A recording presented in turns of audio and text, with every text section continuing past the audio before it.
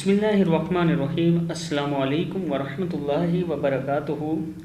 بعض ٹائم انسان پر ایسی بیماری مسلط ہو جاتی ہے کہ وہ اللہ تعالیٰ سے دعائیں کر کر کے تھک جاتا ہے اور وہ سمجھتا ہے کہ اللہ تعالیٰ میری دعائیں قبول نہیں کر رہا، حالانکہ ایسی بات نہیں۔ اللہ تعالیٰ اس کی دعائیں سن بھی رہا ہوتا ہے اور قبول بھی کر رہا ہوتا ہے، اور اس کی دعاؤں کا ایک ذخیرہ اس کے لیے جمع ہو رہا ہوتا ہے۔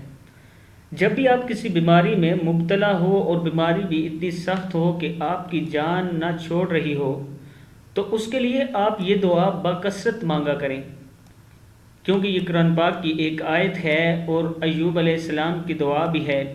تو اس کو بکثرت مانگا کریں، بہت زیادہ مانگا کریں اللہ تعالیٰ سے۔ جیسے اس دعا کے اوپر لکھا ہوا ہے، جب انسان کسی سخت بیماری میں مبتلا ہو تو یہ دعا بکثرت مانگتے رہنا چاہیے۔ دعا کیا ہے، میں آپ کو پڑھنا سکھاتا ہوں۔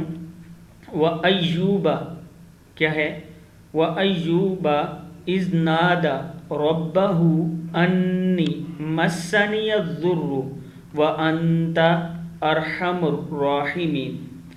وَأَيُّوبَ إِذْ نَادَى رَبَّهُ أَنِّي مَسَّنِيَ الضُّرُّ وَأَنْتَ أَرْحَمُ الرَّاحِمِينَ۔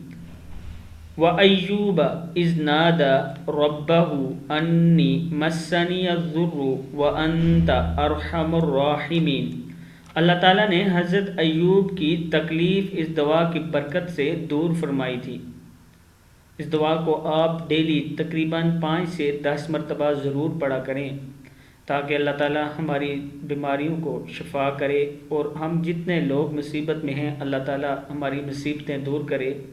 ہر دعا کے بعد نہ صرف اپنے لیے دعا کیا کریں بلکہ اللہ تعالیٰ سے پوری امت مسلمہ کے لیے دعا کیا کریں۔